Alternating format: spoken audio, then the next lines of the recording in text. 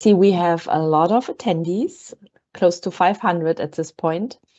Oh, now I see myself as live. So I'll just start again in case I wasn't live before. So I'll start again. Hello again. Here is the UN Pension Fund. Thank you for being here. I greet you wherever you are. Good morning, good afternoon, good evening. I am joining you from New York with my colleagues from the UN Pension Fund, who are today supporting in the background to help moderate questions and answers. And also, of course, with the communication and IT. So I thank them very much. This town hall is a town hall for retirees and beneficiaries to give you practical, hopefully, information that should be useful for anyone who is currently in receipt of a benefit from the UN Pension Fund. And when I say a benefit, we're talking about so-called periodic benefits, meaning disability, retirement, and survivors benefits, anything that is payable on a monthly basis. So this session is for you today. We may also have colleagues who are not yet retired, but who are preparing for retirement and joining today because they want to be prepared for once they are in retirement. And welcome to you, of course, too. A little bit of housekeeping. So I am presenting, I will share a presentation. You already see it, I presume.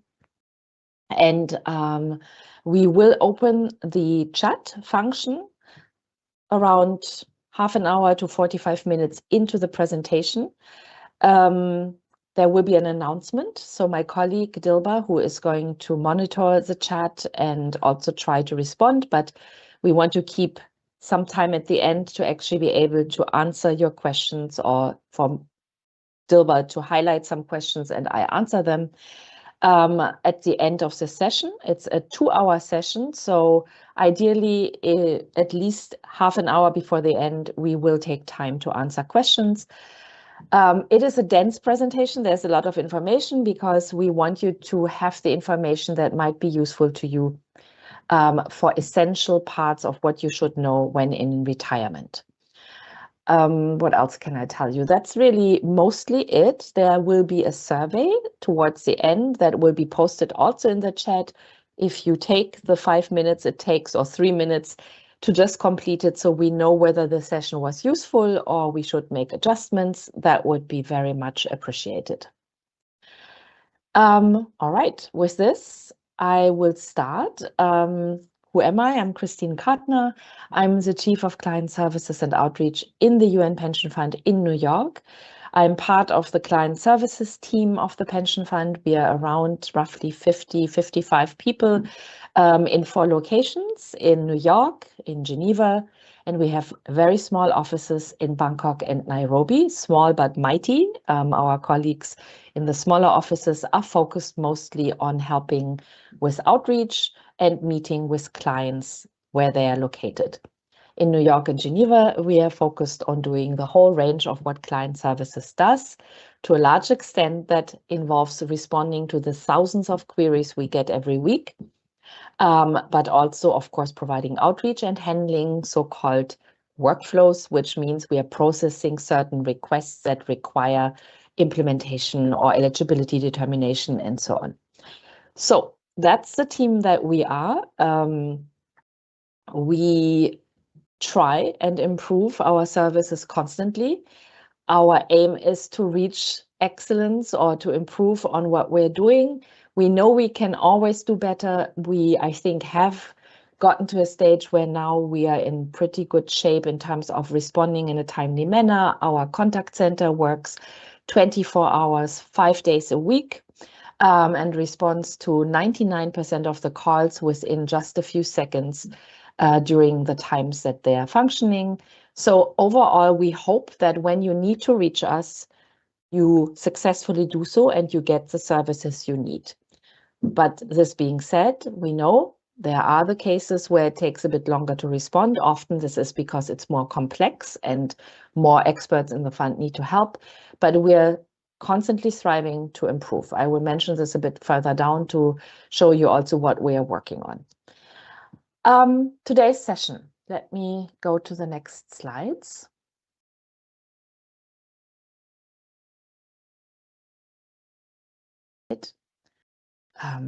That's us worldwide, hopefully, and in various stages of our life.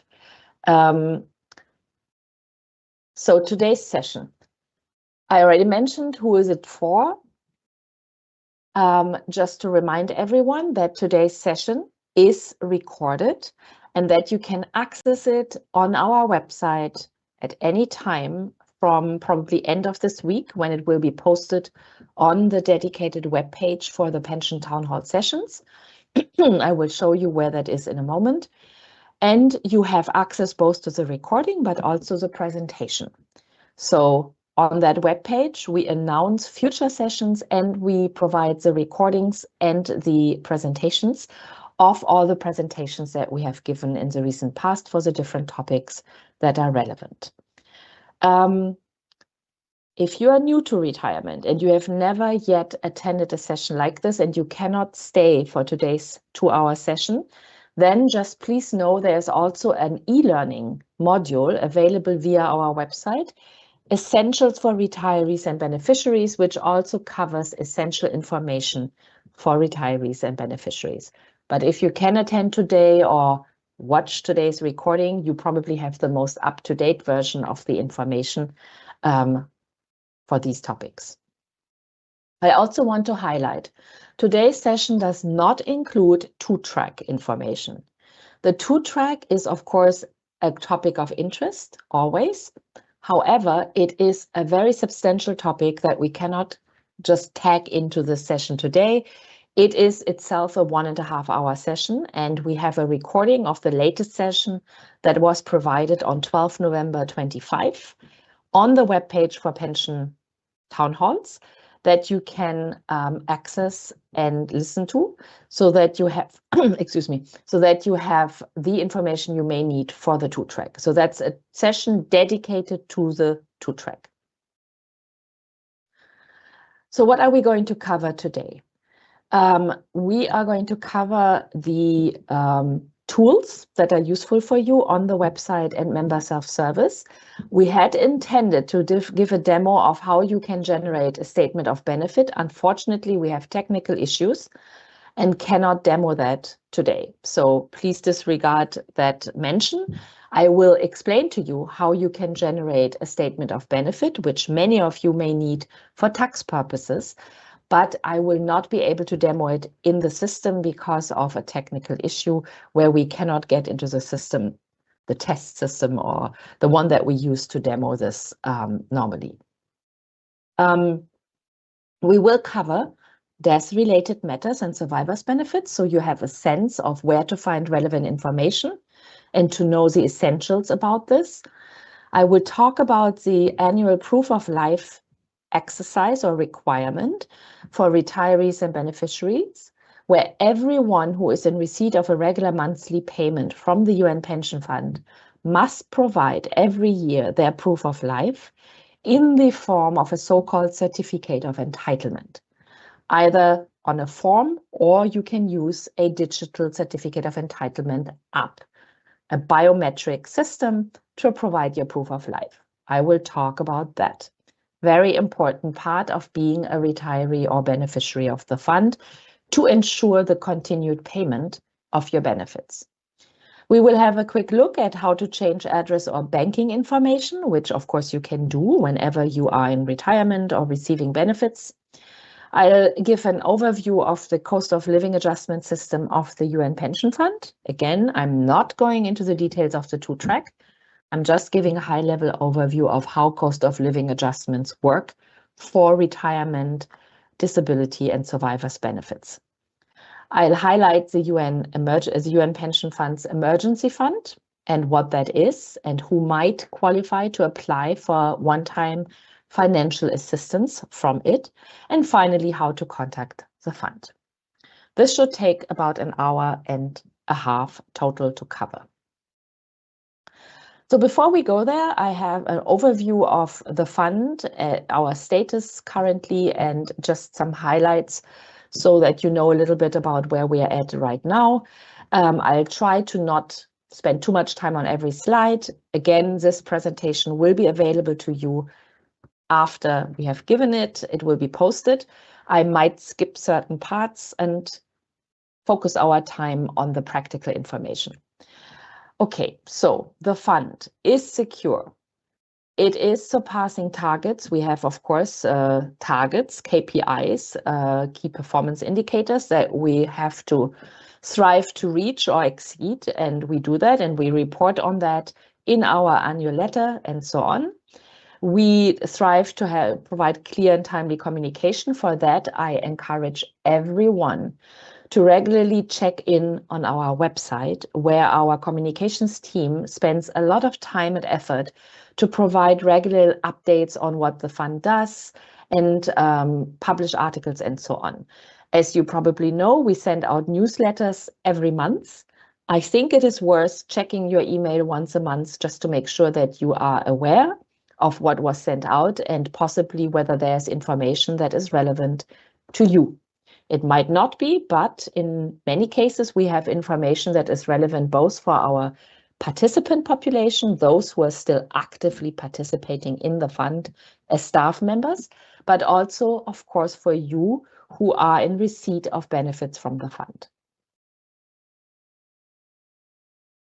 Here are the numbers from 2024, because we are still working on closing our records for 2025. So I cannot yet publish official numbers for 2025, but it gives us a sense of where we are headed. We have over 240,000 members currently in the UN Pension Fund, and out of those, over 89,000 were retirees and beneficiaries. So you are part of the group of over 89,000 receiving regular monthly payments from us, of which, if you're interested to know, about 17% are paid on the 2-track, meaning they are not on the default US dollar track, but the 2-track. Over 150,000 of our members are active participants. Of course, as you all know, we are in the midst of the UN 80 activities and restructuring of the UN system. So we do expect that 2025, we see a decline in the number of participants, or definitely 2026, because a lot of colleagues, of course, were part of the staff reductions in 2025 and more so probably 26. So we know that we have a decrease in the number of active participants in these 2 years, and it will show when we have our records published for 2025 and then 26. Our funding status, again, at the year end of 2024, the payouts that we made were just around $3.5 billion US. So benefits we paid to you, retirees and beneficiaries of the fund. The contributions income from the staff that are contributing to the fund in 24 was 3.4 billion. So nearly enough to cover the 3.5 billion payouts. The market value of the fund at the year end 24 was current market value, I apologize. On the value date, 6th of March, was $107.5 billion US, which is an increase from the value at the same time last year, a very definite increase. And we had a funded ratio of over 100% at 111%. The fund is fully funded, and the assets of the fund have basically continued to increase nearly without interruption over the last 12 months.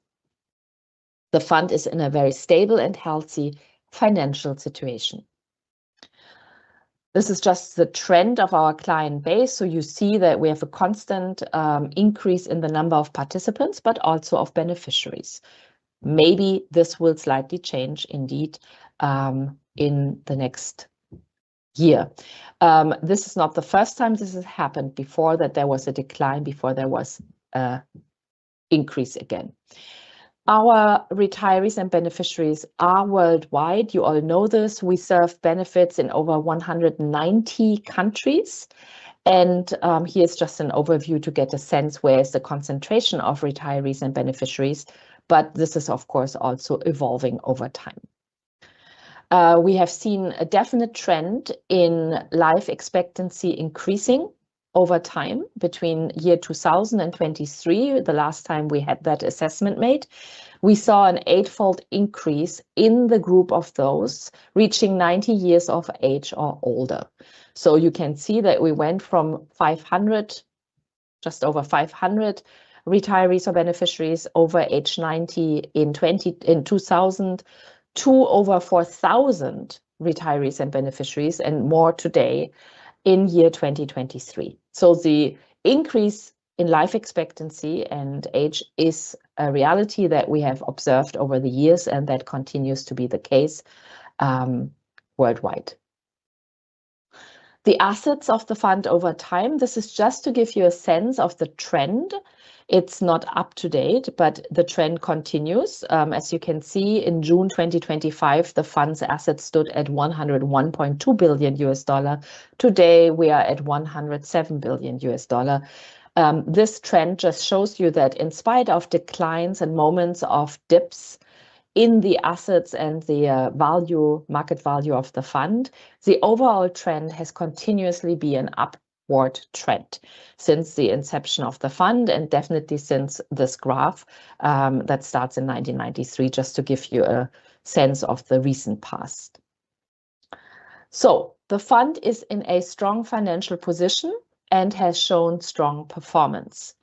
We know that, of course, it is on everyone's mind, how will the change in the participant population of the fund impact the fund's stability, financial stability, long-term security? When I say change, I'm talking about the fact that we see a slight decrease in participant numbers. I want to reassure you, and I'm not an actuary, of course, but I work with actuaries, and this is, of course, something that is discussed in the fund, not just internally, but also in messages from the fund, that the fund is financially strong and constantly actuarially assessed via actual valuations every 2 years and asset liability management studies every 4 years, possibly more often in situations where we have financial questions. And it has shown that in spite of a possible decline in participant numbers, the fund is absolutely in a position to continue paying benefits at the value that you are entitled to, not just in the short and medium term, but in the long term. There is, of course, the discussion that we have been requested by the governing bodies of the UN Pension Fund to proceed to a review of the pension plan design. That doesn't mean a change of the pension plan design, but to provide to the governing bodies by mid-2027 a study on the pension funds plan design. So it's a review, it is not a revision, and thereafter we will see whether a decision will be made to possibly have to make changes to the plan design. This is not the first time, if ever it were to happen. Plan design changes have happened in 1990, in 1983, in 2014, at which times we had to change, for example, early and normal retirement ages for new entrants, or the rate of accumulation changed slightly, or early retirement reduction factors that applied to those who were separating in the future, and so on. So a change to plan design has happened in the past and could happen in the future, but currently there is no talk about actual changes to the plan design. Indeed, there is talk about reviewing the current plan design by 2027. I cannot say more on that topic because really there isn't more that we can say at this time. A working group has been constituted or is in the works of being constituted to exercise this review of the pension funds plan design.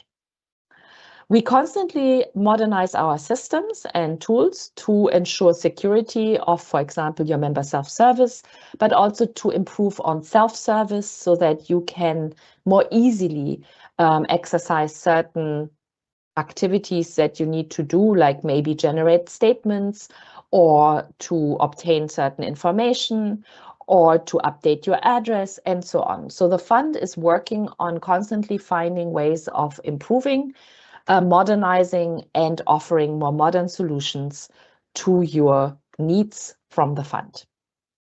And finally, we are committed to transparency, and we try to clearly and in a timely manner inform you, and not just timely, but accurately on issues of relevance to our membership via different channels. And those channels include our website, newsletters, mass emails, social media channels like WhatsApp, LinkedIn, and so on. Now, in terms of solvency, I already mentioned this a little bit, but the ability of the fund to pay benefits over the long term. As I said, these studies, actual valuation and asset liability studies, are carried out regularly to ensure that there is an actuarial balance. The actual valuation assesses whether our current contribution rate, which is 23.7% of pensionable remuneration for those who are contributing, of which 7.9% paid by the participant, is sufficient to pay benefits currently and in the future. And so far, our actual studies have shown that we are in balance and that it is sufficient. If you are interested in more information on actuarial matters and solvency of the fund, here is a link, and I can show you in a moment on the website where you can find more information on this topic. There's also a recording of a global town hall from last year, but I think more importantly, on 29 April 2026, we will have the next global town hall, at least it's scheduled, where our Chief Executive of Pension Administration, Rosemary McLean, and our representative of the Secretary General for the investments of the fund, Mr. Rob van der Zee, will talk about the current fund situation and will give you an update on the UN Pension Fund. So you can already mark your calendars for 29 April, 10 to 11 a.m. EST. That is a scheduled date. If there's a change, of course, this will be communicated. But the general message is from the fund that your benefits are secure. Now, we have a pension fund strategy, of course, where we are striving to work towards not just achieving, but improving on whatever our strategy sets as goals, improving client experience, modernizing pension service, and strengthening relationships with stakeholders, whether that's governing bodies, member organizations, retiree associations, and of course, you, retirees and beneficiaries of the fund and our participants. In terms of performance, the fund in 2024, and I can confirm that that would also be the case in 2025, responded on average to client queries within 4.4 business days, which is a huge improvement. There were times when it took us up to 15 business days or longer. We have been able to improve on this through modernizations of systems. And yes, I think that's the key item here, actually, modernization. As I already said, we have our 24 hours, 5 days a week, Monday to Friday contact center or call center, where calls are answered in less than 15 seconds for 99% of incoming calls. We have satisfaction, that's great, from our clients. We also ran a client survey, worldwide client survey recently, where the overall satisfaction level was also very high. And of course, we had a COLA in 2025, April, which was of 2.8%. I cannot tell you yet what the next COLA, cost of living adjustment, will be, but we do expect to see something in April 2026. We make payments in 19 currencies worldwide. And finally, we provide regular outreach via town halls. In terms of modernization, we implemented a new system in 2024, and we are working on further launching new self-service capabilities in 2026. One important self-service functionality that you might be especially interested in right now, for those of you who are in countries where you need to declare your income and complete a tax return, you may need a so-called statement of benefits, which usually serves to give you the amount of your income from the UN pension fund for a given tax period. So we know that currently there's North America is definitely very interested in receiving statements of benefits because the tax declaration must be completed, I think, by the end of this month. So we have a lot of requests for statements of benefits. Just so everyone knows, you can actually self-generate or subscribe and then generate your statement of benefit inside your member self-service of the UN Pension Fund. I will talk a little more to that in a moment, but just a reminder, you can write to us and request one if you have not yet subscribed. But if you have the ability to use member self-service, you can actually just generate your statement inside member self-service. And for anyone who is subscribed, it is automatically generated and posted inside your member self-service under the Documents tab. So if you had already subscribed, your statement of benefits for 2025 should be available already inside your member self-service. And if you hadn't yet subscribed, you can subscribe a member self-service and then generate the statement. We now have our website in 6 languages of the UN. What does that mean? It means we use our working languages, English and French, to produce content for the website. But then via AI, it can be read and accessed in the other 4 official languages of the UN. Of course, AI-generated translation cannot be guaranteed like our internal creation of documentation in English or French. But at least we see that there is usage of these other languages and that it helps you access key information on the website. In terms of the annual proof of life exercise, so the certificate of entitlement, in 2025, over 50%, actually over 55 or close to 55% of all those who had to provide a certificate of entitlement to the fund issued it using the DCE app, using the mobile app where you can generate your biometric image. So far, for 2026, those who are using the DCE app, you can already generate your proof of life for 2026 in the app by generating your biometric image. So at this stage, we have over 41,000 of our beneficiaries and retirees who have already generated their DCE, their digital certificate of entitlement, inside the app. So if you are a user of the app and you haven't done so yet, you may just use your app and generate your DCE for 26 right now. If you are not yet a user of the mobile app and you're not sure whether you want to use it, I would encourage you, why not sign up for it and see if it works for you. We get a lot of feedback from those using it saying that they find it very, very helpful, easy to use, and a good system to provide proof of life. We know that at the beginning of the app, it didn't work that well. And there were many, many improvements made. And I would say the app is now much more stable, more user-friendly, and works quite well. So this is just to encourage anyone who has not yet used the app. If you are up for it, I will talk about it later. You may want to start using the app because it's a really easy way of submitting your annual proof of life.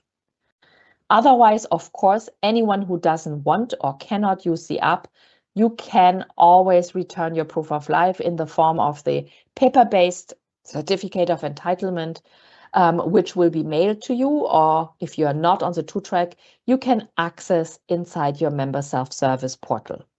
And you can then hand sign it, date it, and then once you have the signed version, scan it and upload it back to the fund inside your member self-service, also if you are on the 2-track. We launched something called multi-factor authentication for your member self-service in October 2025. This means that your member self-service is more secure. This was needed. We all know that digital security is an issue nowadays. So the multi-factor authentication step is to ensure that your data in that member self-service portal is secured. So if you haven't used your member self-service since mid-October 2025 or before, then before you can use it again or access your member self-service again, you will have to set up multi-factor authentication. And to do so, you have to go through a process of re-registration. And if you have never yet accessed member self-service, I would encourage you to do so. And you would, of course, first have to set up multi-factor authentication and then get into your member self-service portal. I will show you in a moment a little bit more about this multi-factor authentication setup. Finally, we are launching a new version of member self-service, probably end of May 2026 or mid-May, end of May 2026, if all goes well for our testing. Just to give you a heads up that if you're used to member self-service as it is right now, it will probably change look and feel as of mid-May towards end of May. It will look differently. It should have at least the same features that you're used to, but they will probably look a little different. I'm not yet giving you a demo because we want to be sure that everything is exactly as you will experience it when we show it to you. But it will be a more modern look and feel and hopefully make for a better user experience. We will also have some enhanced features, and we will work after we have launched the initial version of this member self-service portal. We will launch enhancements to it over the following months to give you more and more self-service ability. Some of the features that you will see in the new self-service would be a new version of the pension funds official forms. They will look slightly different. Why are they different? Hopefully to make them more user-friendly, but also so that in the back end, in the fund, when we receive these forms, we can extract data more quickly and thus accelerate the processes in the back end and thus the results for you. There will also be, for those who are not yet separated, a so-called e-pension. It's going to be an online submission of payment instructions system where instead of having to fill out a form, people will be able to submit their payment instructions and benefit election inside member self-service. So this is all set to launch sometime 2026, and we are scheduled to launch this mid-May 2026 if all goes well. And then finally, we are working on something called a new financial suite. This is also to enhance payment setup and systems inside the fund. Okay, so that's the overview. Before I go into details, we are now going to have a look at key pages on the website and just a quick view of what is especially relevant in member self-service. The website. I am sure you all have seen the UN Pension Fund website, but let me just pull it up in a moment. So it's at www.unjspf.org. And as I said earlier, I would suggest it's a good thing to keep an eye on this website, if not every day, at least maybe every month. Have a look at it and see if there's anything of relevance that was posted that is important to you. And of course, everyone would benefit from using the pension fund's member self-service. All right. So first, let's take a tour quickly of the website. going to pull in the website. So I hope you can see it. It looks a little strange in setup. Let me see what's going on here. Just see something. Okay, so here we are on the homepage of the pension fund's website. Here you see the carousel.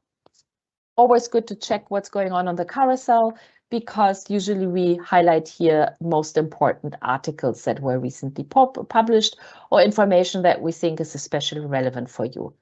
You are just attending the pension town hall session, but also we would post here some information or articles that might be of relevance to you. For example, for those separating or retiring, there is quick access to certain information.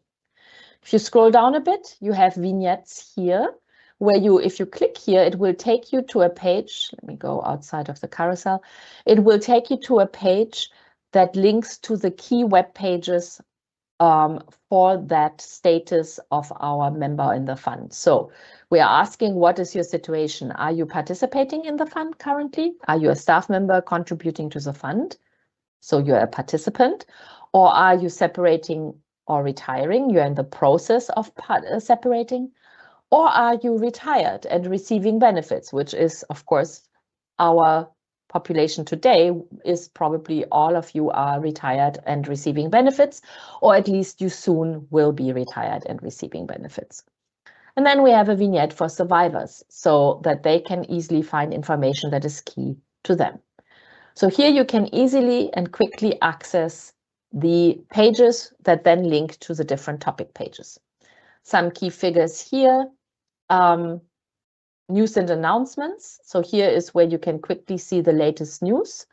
Here you see attention, retirees and beneficiaries, updated list of the countries where the 2-track is available. So if some of you are on the 2-track, this might be of interest to you, even if you're not on the 2-track, because we have every year a process where we have to review whether all countries that are currently 2-track countries can continue to be so, or whether for financial reasons and actual reasons, excuse me, that is no longer possible.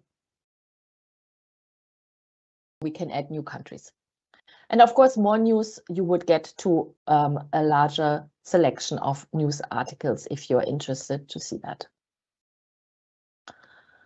So this is, I think, some of the key information. If you scroll further, you see what to do in case of death of a retiree or beneficiary or your dependents. So some key information on what to do if a member of the fund passes away and how to proceed. Now, these vignettes you see here, you can also access them simply via this menu on the top here, where it says for clients, where you have the same menu options plus all topics. So if you don't want to go to a specific, excuse me, a specific selection of topics, you could just click all topics. I will show you in a moment the topics that show under separating or retiring.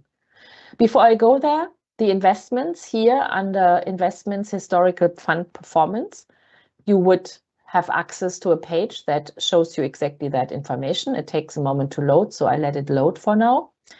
Under resources, you have very importantly about member self-service, where you have important information to help you navigate member self-service or member self-service issues and how to contact us most quickly if you need help.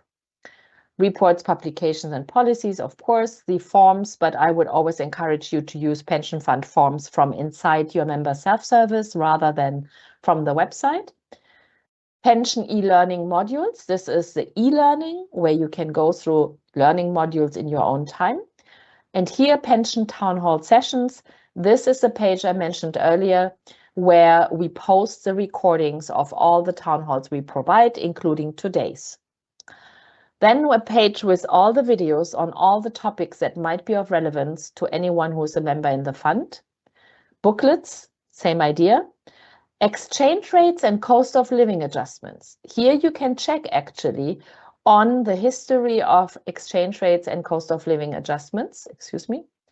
And then finally, FAFIX, also an important page where the retiree associations, the federation of the retiree associations of former UN staff, is linked, and you can link to web pages for the different retiree associations that exist in different countries.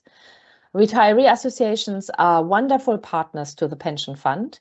We are grateful for the collaboration, exchange, feedback, and also constructive input we get from our retiree associations and their governing bodies. Excuse me. And you, as retirees, if you live, or beneficiaries, if you live in a country where a retiree association exists, you may want to consider whether you want to join it, because again, they are absolutely wonderful in terms of being informed on pension matters locally, but also from the pension fund side, and often a great network of people that are former UN staff. They are not members of the pension fund. I'm not advertising for them as a pension fund entity, let's say, but because we see the value that these retiree associations are for retirees and beneficiaries worldwide, and also in terms of partners to the pension fund. Okay, so let me show you some of the pages that I just talked about. Here's a historical fund performance where you can see the current status, market value of the fund. I showed you this value earlier. It's at reference date 3/6. This is in American format, so it's 6 March 2026. And you can see here the breakdown of how the investments of the fund are constituted and so on. So I will not spend more time here, but this is a web page that many of you find very useful and interesting to just monitor and see how the fund is doing in terms of market value. Here, the web page about the town hall sessions, like today's. This is where we announce future sessions. So today's session is here. The French version of the session next week is here. And then for past sessions, if you click on past session separation, it will unfold the recordings of the most recent sessions we provided here. In retirement, same thing. And here is, for example, the session on the 2-track. So if you're interested, 12 November 25, here you can listen to the recording of the 2-track, presentation by the UN Pension Fund and other recordings, of course.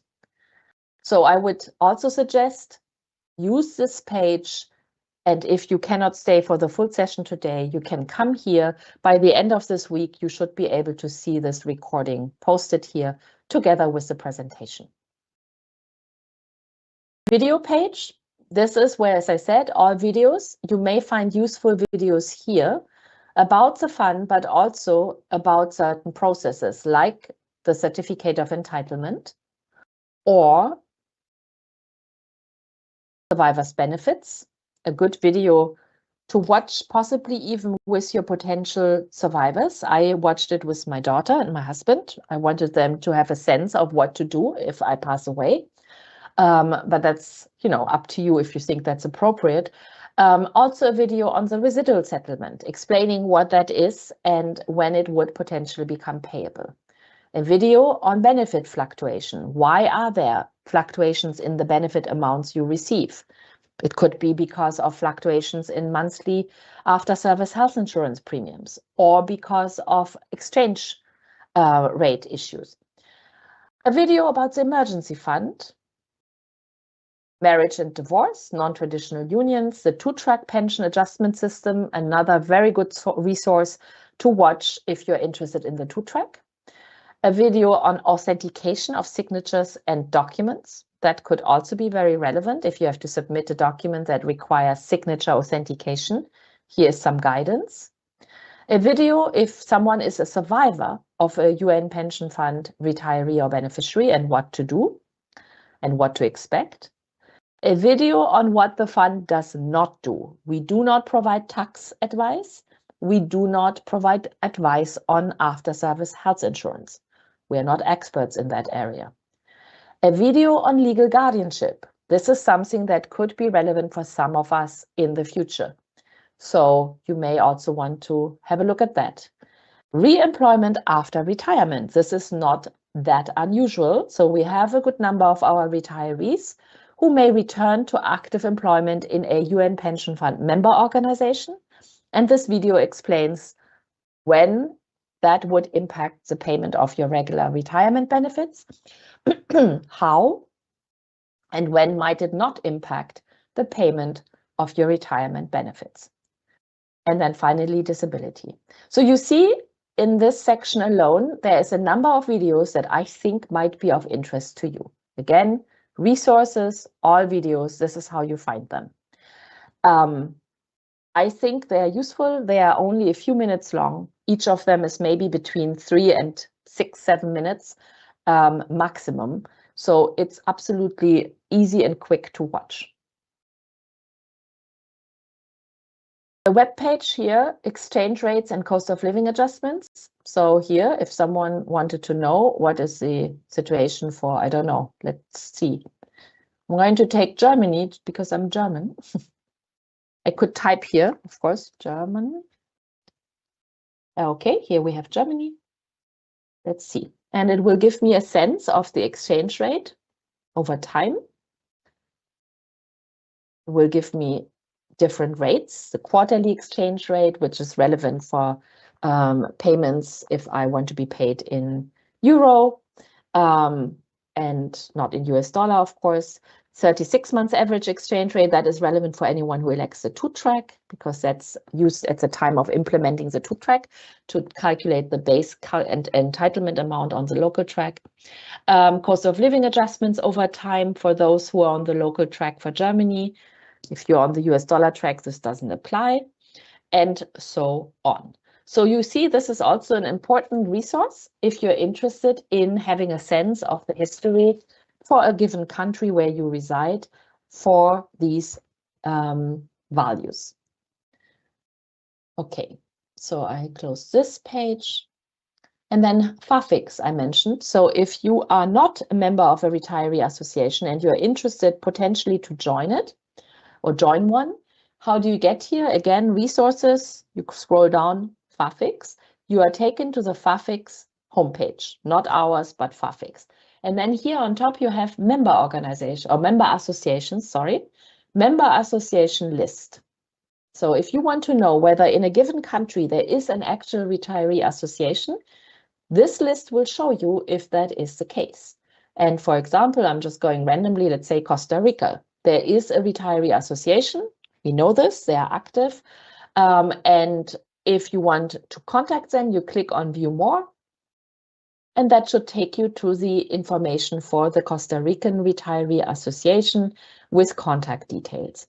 You can contact them and ask them the questions you have, including how to join if that is what you're interested in. So that's just for you to know how you can find out about retiree associations worldwide. FAFIX, and then you follow, as I just showed you, the steps.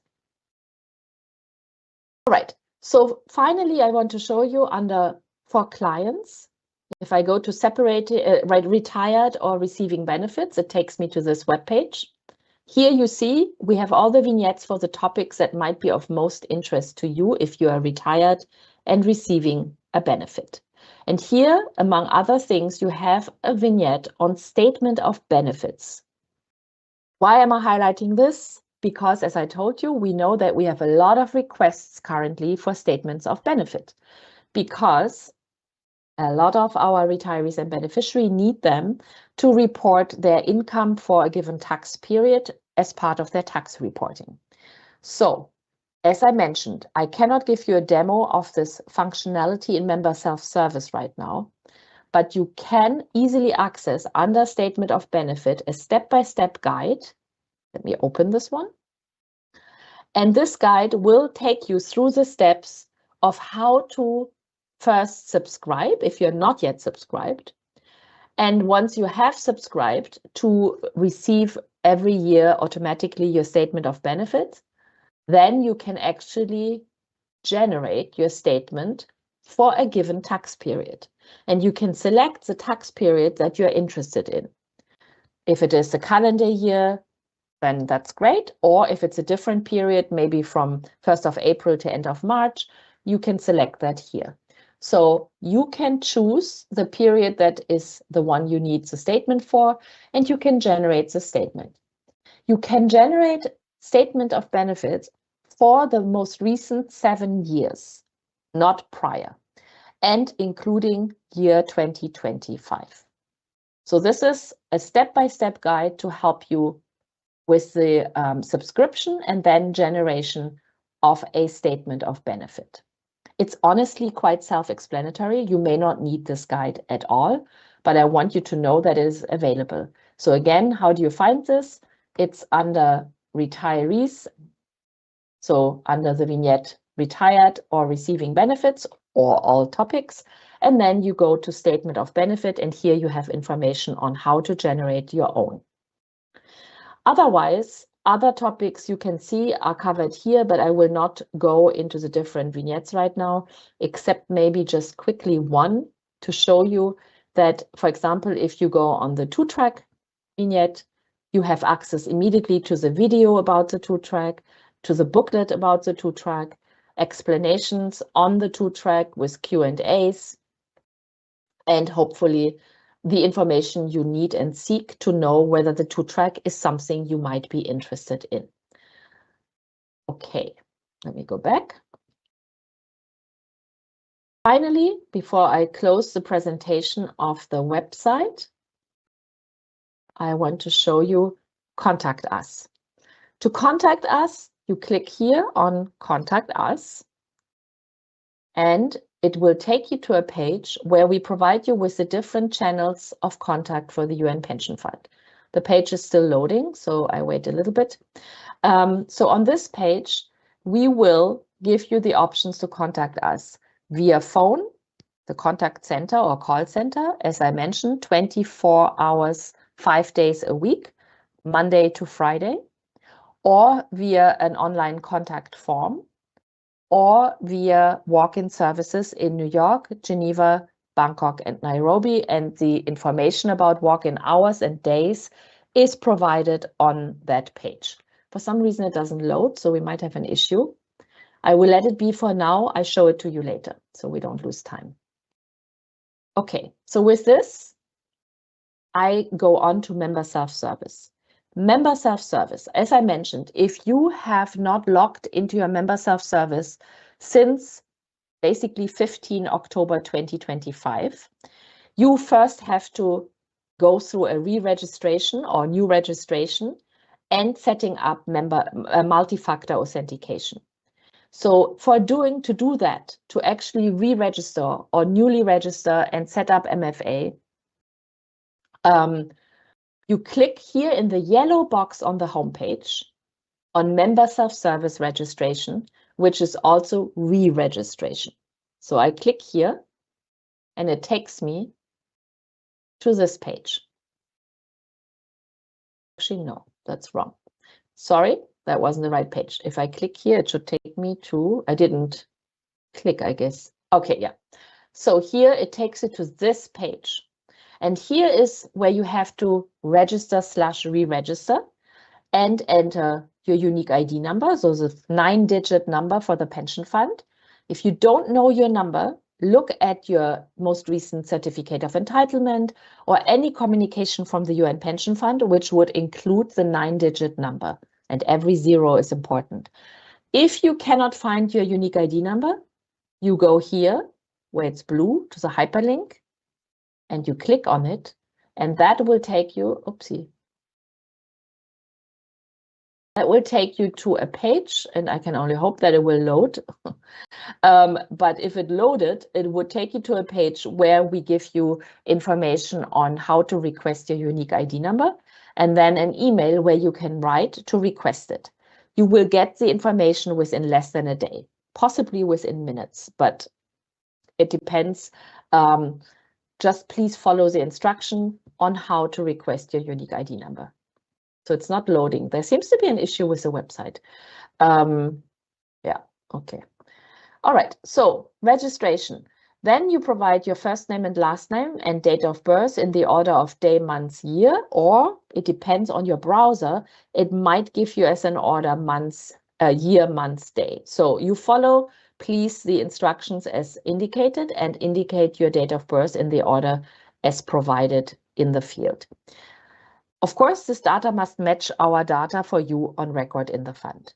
Then please give us an email address. It has to be a personal email. I think for retirees and beneficiaries, we all would only have personal email addresses, not work email.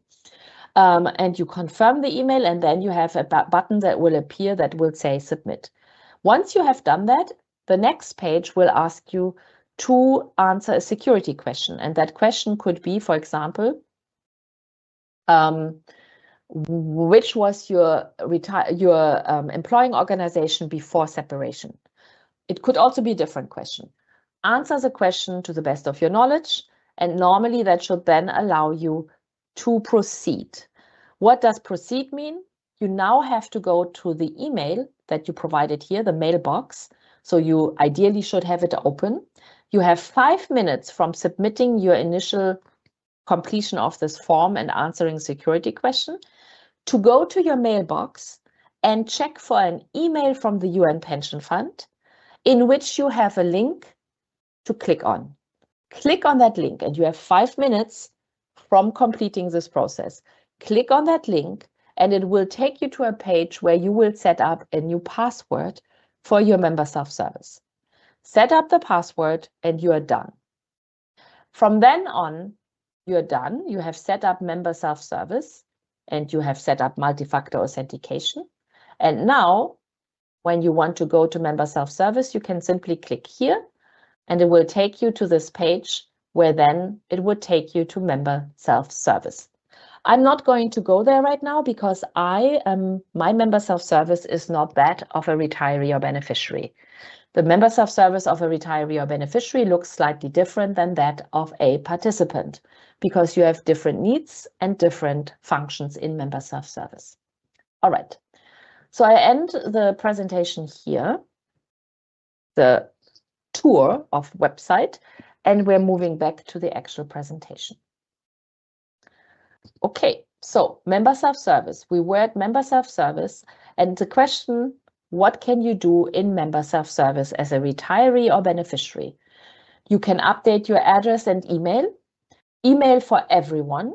You just go to the Accounts tab in the top right corner of your member self-service, and you can update your email via a link there. Or your mailing address. Your mailing address you can only update if you're not on the 2-track. And you can provide emergency contact details. I will say that the address feature in the new to come member self-service, the one we are launching later this year, will be much better. Once that is launched, everyone can update their address and email, obviously, inside member self-service, including those on the 2-track. The only time you can't do it in member self-service, also in the future, would be if you are using a pouch address, CO, a UN member organization, a UN pension fund member organization. But anyone who is not on the 2-track and who's not using a pouch can update their address inside member self-service. Second, you can track all your payments from the fund inside member self-service under the Disbursements tab. If you have opted for your after-service health insurance to be deducted from your pension, under Disbursements, you will also see the monthly deductions for after-service health insurance. And if that is the case, you can also track if there are any fluctuations in the ASHI deductions. So Disbursements is the area where you, is the area where you can track all your payments. All the communications from the fund that we make available in member self-service would be visible under Documents, Existing Documents. So that is where you can see and track. Let me actually put a laser pointer so you see it more easily. Under Documents, Existing Documents. That's where you see all of the UNJSPF communications, including your official benefit letter once it's implemented as a new benefit, your cost of living adjustment letters, statement of benefit for those who are subscribed, estimates that you may generate under your 2-track estimate tool, and if you are not on the 2-track, your annual certificate of entitlement form. Next, you can access all of the official UNJSPF forms inside the eForms tab. So all the official UN Pension Fund forms can be downloaded from UN Pension Fund Member Self-Service under eForms. They will be pre-completed with your name and your unique ID number, as well as a barcode. It is good to use these forms because when we receive them, they will immediately trigger an automated process that is more accelerated than if you submit a form that you download from the website. You can track receipt by the fund of your annual certificate of entitlement form or successful issuance of your digital certificate of entitlement if you use the DCE app under proof documents.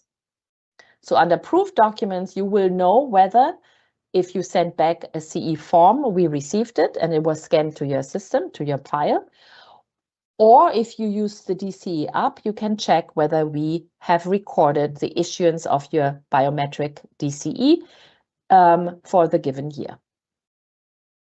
You can, now we're in red here, you can generate, first subscribe, then generate your statement of benefit if you are not yet subscribed, and you can generate statements of benefits for up to the most recent 7 years if you need those.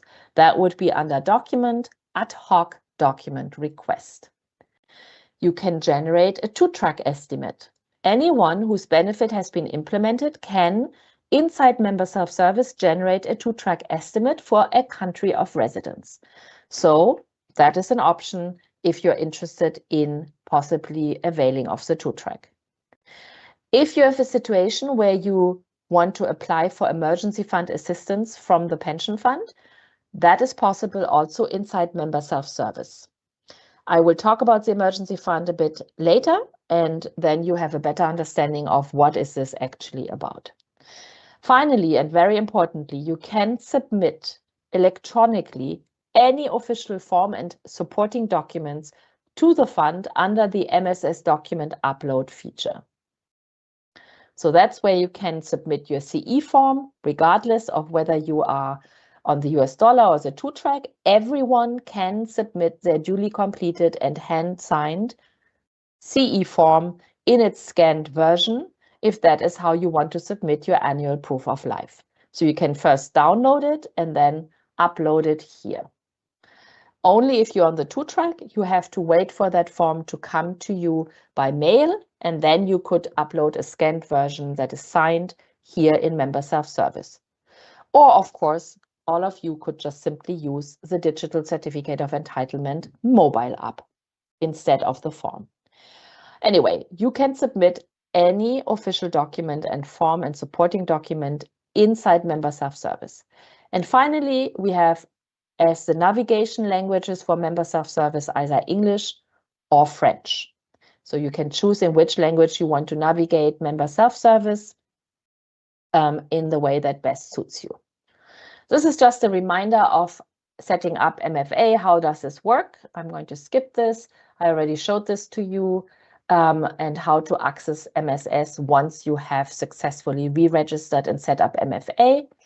I'm not going to stop here. This is just a visual illustration of what I just told you about where you can do what in Member Self-Service. Just a reminder that if you needed to change your language preference, your email address, or your password, this is under accounts here in the top right corner of Member Self-Service homepage is where you would click on account, and it would take you to a page that then guides you on how to change these different preferences. Again, just an explanation of what you can do under each of the different tabs. I'm going to skip this. Here, an explanation of how you can change your address. Here, a visual of what it looks like if you look at the disbursement page, where you can track all payments from the fund. And you can see here, ASHI is included. So here, this person's gross minus ASHI equals net. If you're not someone who has an ASHI deduction taken out of your pension, then your gross equals your net. So the only difference between gross and net would be if someone has the ASHI, after service health insurance deductions, taken out of their pension every month. In that case, they have a different gross than the net payment that they receive. Reconciled status means it has actually been paid. If it is in a different status, it probably hasn't been paid yet. It's just been set up for payment. But once it shows as reconciled, that means the benefit has been pushed to your bank account and should have reached you. Here is about viewing documents where you, if you are on the US dollar track, then you would see your document here. And sorry, just to say, it would include, of course, not just the certificate of entitlement, but various documents that we may have generated for you, including letters and so on. Then ad hoc generation of statement of benefit. This is just another illustration that you can do that in member self-service. E-forms. Here, proof documents. This is about the tracker of receipt by the fund of your certificate of entitlement or digital CE. Just to let you know that the accepted date should not phase you. Even if you submitted a CE form, and even if there is no accepted date, but only a received date, that's good enough. The accepted date is just an internal processing date that shouldn't really have any impact on us in terms of whether you have fulfilled the requirements of the certificate of entitlement exercise. So don't be phased if there is no date under accepted date. The importance is the received date.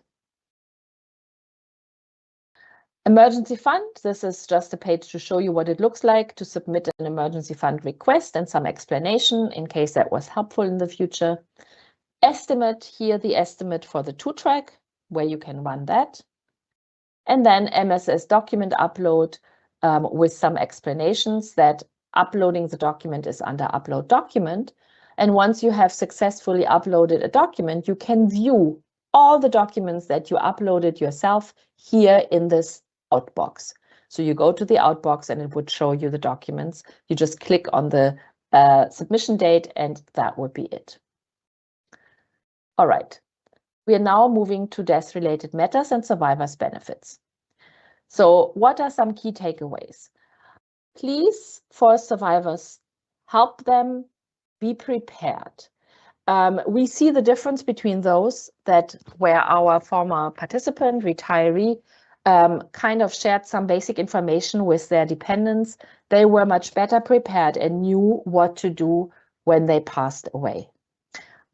So if you think that is appropriate in your family or with at least one person, it would be good that you share with them what are key steps to take.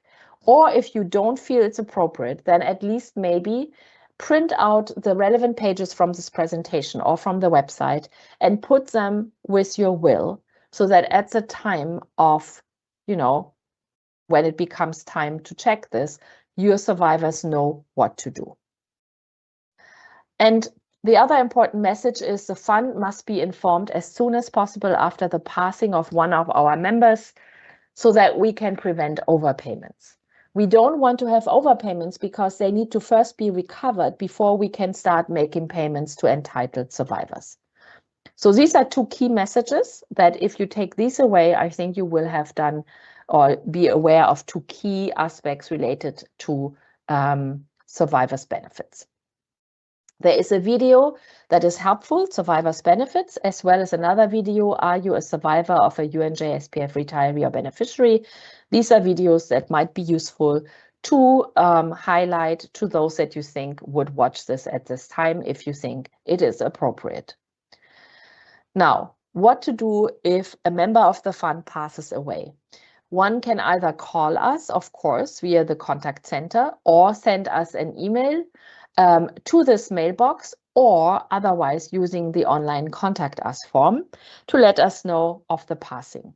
Ideally, the email or the communication should include the full name of the deceased member of the fund, date of birth, date of death, if possible, their unique ID number, the reference number, or any form of reference number for this person with the fund, and their official mailing address, as well as contact details for the surviving family, or at least a contact. And as soon as that is possible, a certified copy of a deceased death certificate. So we know that usually these are not available as quickly, but as soon as they are available, we will need to receive this. Also, it's a required document, the death certificate, that is needed for the fund to process future entitlements for survivors if we have survivors' benefits payable. We need the death certificate. So this is some basic information on what is needed following the passing of a pension fund member. Once we have been informed, we will stop the payment of the benefit and then communicate with the survivors. Hopefully we have contact details to discuss the next steps, including if a form PENS E2 must be completed and submitted by the survivor, and if we need other documents from the survivors to determine eligibility to survivors' benefits. These documents can include, again, the death certificate of the deceased, possibly copy of a marriage certificate, possibly of birth certificate. Sometimes we need court documents like a divorce decree, if that is applicable in a given case, ID document, a valid ID for the entitled survivor, and a form duly completed and signature authenticated called PENS E2. But usually what we do is we first determine entitlement, and if entitlement is confirmed to a survivor's benefit, we then reach out to request these documents. We don't want people to submit everything to then be told you're not actually eligible. So there will be a communication back and forth with the potential entitled survivors to get what we need to determine eligibility. So we often get the question, is my spouse entitled to survivor's benefit in the event that I pass before my spouse?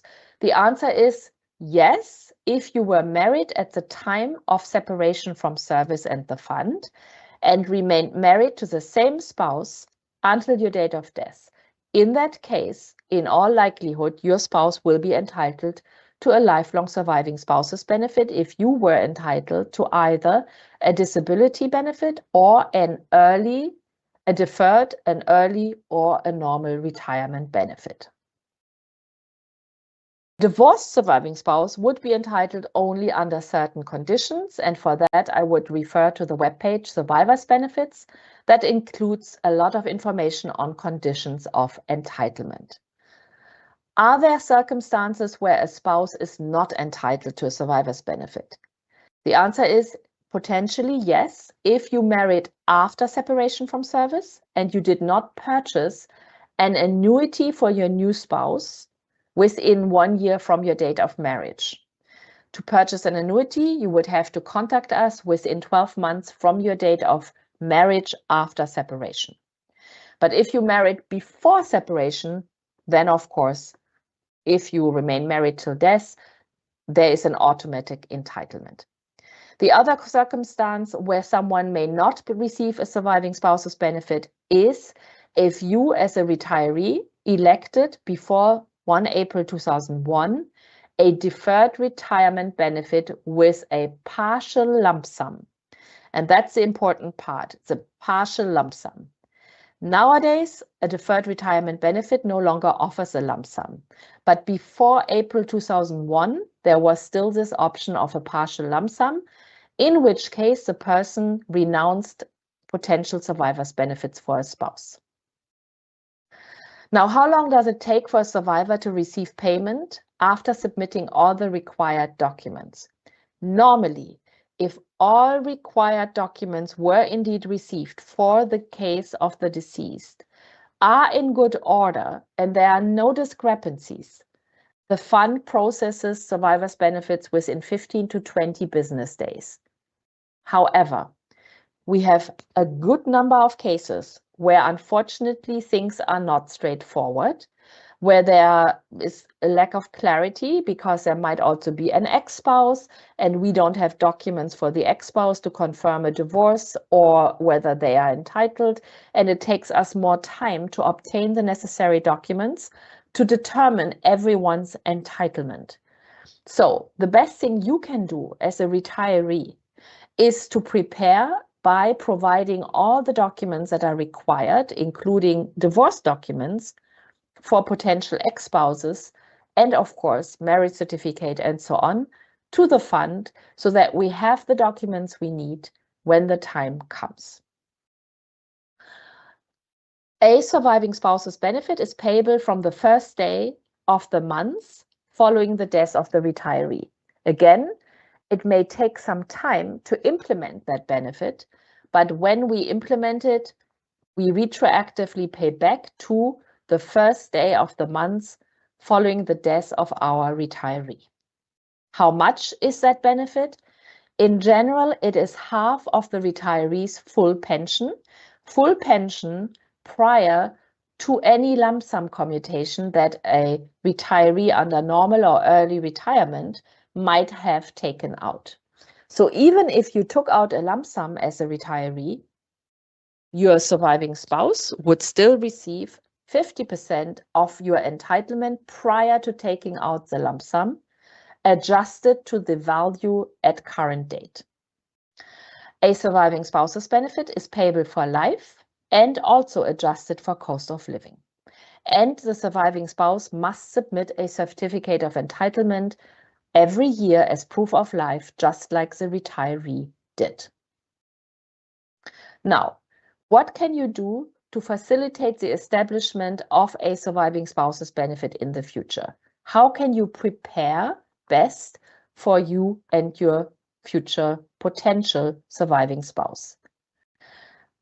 The best thing you can do is, again, print out the relevant pages from the fund's website and put them with your will, or possibly, if you think it's appropriate, forward this information to those you think might be the people reporting deaths to the pension fund. Also provide contact details for the fund together with the printouts or the forwards, as well as provide copies of relevant supporting documents like marriage certificate, divorce decrees, and so on. And you can already print out a Form PENS E2 and also put that with the other printouts. However, do not please send a pre-completed Form PENS E2 to the fund while you are alive. Please don't do that. Why? If we receive a form called PENS E2, it will be scanned to your file and it will look like you passed away. And it could trigger certain activities that would impact the payment of your benefit. Do not send us that form. The form should only be sent to the fund by the actual survivor once the time is ready, if the time ever comes. Do not send that form to us now so that your spouse wouldn't have to do it in the future. That doesn't work. So it's very important. You can print it out and put it with the other documents so it's kind of a prepared file, but please do not submit a Form PENS E2 to the fund. However, you can right now already send to the fund copies of marriage certificate, birth certificates for your spouse, etc., and also divorce-related information if you wish to do so.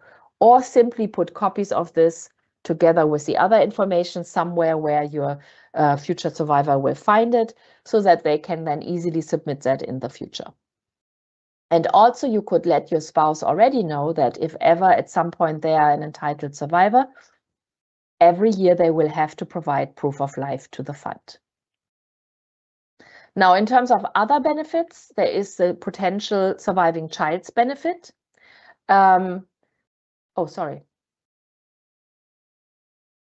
Okay. And we often get questions, especially for disabled children. Usually the fund pays a surviving child's benefit only for children that are younger than or up till 21 years of age. Thereafter, there is no entitlement to survivor's benefit. So that's very rare. that there is a surviving child's benefit payable after the retiree passes away. But it happens, of course. So if there is a surviving child younger than 21, we will pay that child a survivor's benefit till the end of their 21st birthday month. In that case, they also have to submit certain documents to the fund, and we would let them know, of course. Now, if you had a child that is recognized disabled by the fund, then we pay a surviving child's benefit beyond age 21 for as long as the disability lasts. So in that case, what happens following the death of our retiree? If there is another parent alive, that other parent will become the natural guardian. And then the child's benefit for the disabled child would normally be paid to the surviving other parent. However, if both parents are deceased, or the child, the disabled child, does not reside with the other parent, then a legal guardianship would have to be arranged for the surviving disabled child. So that is something I showed you earlier. There's a legal guardianship video on our website. In case you were in a situation where you have to think about how to prepare for a disabled child as a survivor, you may want to look into this legal guardianship situation so that everything is set up, or at least ready to go, for a legal guardian to be appointed for your disabled child if that is necessary following your death. And then, of course, in some cases, we have disabled children who can actually handle their own financial affairs. In that case, we need a proof from a treating physician who says that is indeed the case. And as of age 16, the benefit could be paid directly to the child into an account in the name of the child. For more information, see the links here. So there are some preparation reminders, what some can do to prepare, but that is the general information. I will not go into more detail here, but I want you to know there is this information inside this presentation. This is what Form PENS E2 looks like. This is a form that anyone entitled to survivor's benefit must complete and select the applicable checkbox to say I am a surviving spouse or I am a surviving child, and then on the following page they have to provide payment instructions, contact details, emergency contact details, and have their signature authenticated on the form by a authorized official. Now, I will quickly highlight some important aspects of the Certificate of Entitlement. The Certificate of Entitlement, there are many pages here. I will not go into all the details. I will highlight the most important aspects of the Certificate of Entitlement annual process. First of all, everyone who is in receipt of a monthly payment has to provide proof of life to the fund every year, at the latest by the 31st December of that given year, to prevent a possible benefit suspension in the following year. We proceed to an extensive pre-suspension review and follow-up before we suspend benefits. This exercise takes place always usually between March and May of the following year.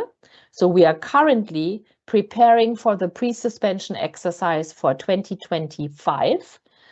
We are 26, working on anyone who didn't submit proof of life in 2025 to see if we can find them and obtain proof of life. And if not, we will have to suspend the benefit effective from the 1st of July. From the 30th of June, 2026. So only if we can absolutely not ascertain that someone is alive will we suspend a benefit. But to prevent us from having to try and look for you, please make sure you provide proof of life to us by the end of every calendar year. You can either use the Certificate of Entitlement form or the digital Certificate of Entitlement app. There is a video on the CE exercise, the certificate of entitlement exercise, which is linked here. And of course, there is on our website quite some information on this topic. So the basics for this are that every year you have to provide that proof of life, and it has to reach us by year end of the given year. You can either submit proof of life in the form of the CE form or by using the mobile app, the DCE, Digital Certificate of Entitlement mobile app. Do you have to use the mobile app? No, it's entirely up to you. You can if you wish. If you do so, you don't need to submit a paper-based form. If you don't want to use the mobile app, then you must provide the paper-based form. If you prefer to use the form, then how do you submit that? You can download and print this form from Member Self-Service always around the 1st of July at the latest, inside Member Self-Service. And then you complete it, hand sign it and date it, and you can create a scanned copy and upload that copy back to us in Member Self-Service. That is an accepted way of submitting your form. If you're on the 2-track, you have to wait for the form to reach you by mail. Once you have received it, you can also create a scanned copy of the signed document and upload it in Member Self-Service. If you are not using Member Self-Service to submit your form, then you can send the original document with the original signature to the fund by mail.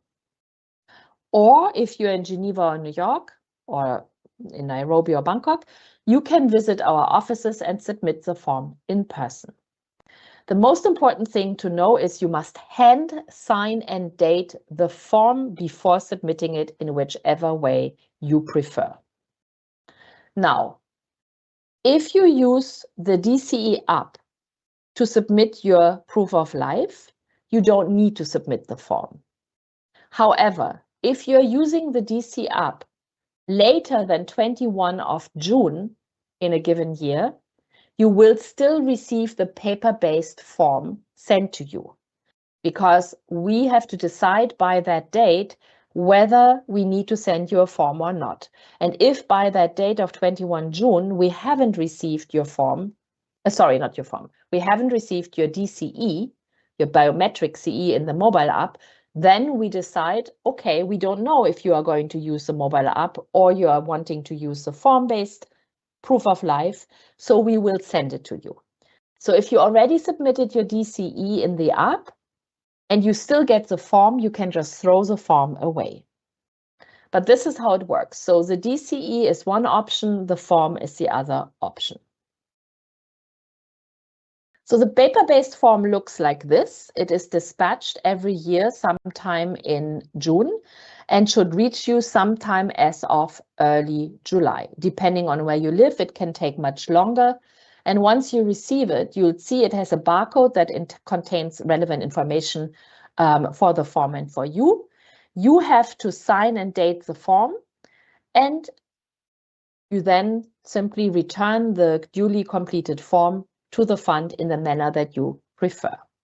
If you cannot hand sign for some reason, you broke your arm, or for some reason you can't hand sign, then you can affix your thumbprint signature here. But in that case, you need to have your thumbprint authenticated by a witness, and the witness conditions are mentioned on the form. Can return. If you want to mail the form, you can return it to the New York address that is included on the envelope already, or you can send it in a separate envelope to the Geneva address of the pension fund, which is on our website. So you have the option of using the form, and you can submit the form in various manners. I already mentioned what if you cannot sign the form. Here's some more information on if you provide a thumbprint instead of a written signature. What if you cannot use the DCE app and you didn't receive the form and you cannot access the form inside member self-service? In that case, you have the option to send us a letter in which you note that you are alive, you provide your current mailing address, of course, your name, date, ideally date of birth, also please the date at which you sign the letter, and you include a handwritten signature in that letter. As the subject line of the letter, please write non-receipt of 2025 certificate of entitlement. And then with that letter, or 26, whichever it is, right? With that letter, we would not suspend your benefit. What if your pension was suspended at some point? So if for some reason we have to suspend your benefit in by the end of June 2026 because we have no proof of life for you on file, then what do you need to do to reinstate your pension? Contact the fund as soon as possible by writing to paymentstopped@unjspf.org. As soon as we then have received from you an acceptable proof of life, either in the mobile app or in a form of a hand-signed document, we will reinstate your benefit. Remember that when we suspend your retirement benefit, your health insurance, if you had ASHI deducted from your benefit, will also not be deducted. So you will have to pay retroactively for the months when your benefit was suspended. So you should also ideally contact ASHI to make sure that they reinstate your ASHI coverage as soon as your benefit from the fund is reinstated.